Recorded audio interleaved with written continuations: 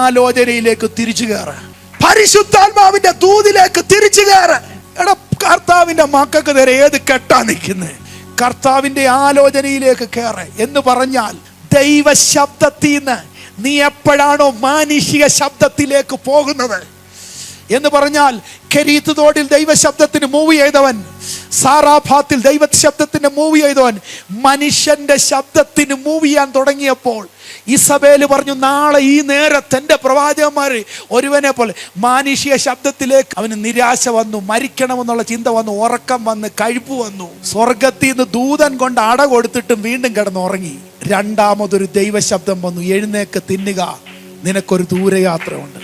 അപ്പൊ ഇന്ന് പകൽക്കാലം നിന്റെ കുടുംബം രക്ഷപ്പെടണമെങ്കിൽ, നീ സ്ട്രഗിൾ ചെയ്യുന്ന ചില വിഷയങ്ങൾക്കകത്തുനിന്ന് തിരിച്ചു കയറണമെങ്കിൽ ഒറ്റ കാര്യമുള്ളൂ, ദൈവാലോചനയിലേക്ക് മടങ്ങുക. ഒന്ന് കയർത്തി കർത്താവേ, ഞാൻ അങ്ങേ അനുസരിക്കാൻ തയ്യാറാണ്, ഞാൻ അങ്ങേ അനുസരിക്കാൻ തയ്യാറാ കർത്താവേ.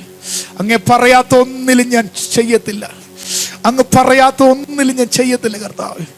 കർത്താവേ, ഞാൻ അങ്ങേ അനുസരിക്കാതെ ഒരു പക്ഷേ വീട്ടുകാരുടെ ഫോഴ്സ് വരും, ചിലപ്പോൾ ഭാര്യയുടെ ഫോഴ്സ് വരും, ഭർത്താവിൻ്റെ ഫോഴ്സ് വരും, കുഞ്ഞുങ്ങളുടെ ഫോഴ്സ് വരും, നാട്ടുകാരുടെ ഫോഴ്സ്. ഇതൊന്നും എല്ലാവർക്കും ദൈവം നിന്നോട് സംസാരിക്കുന്ന മനസ്സിലാകത്തില്ല.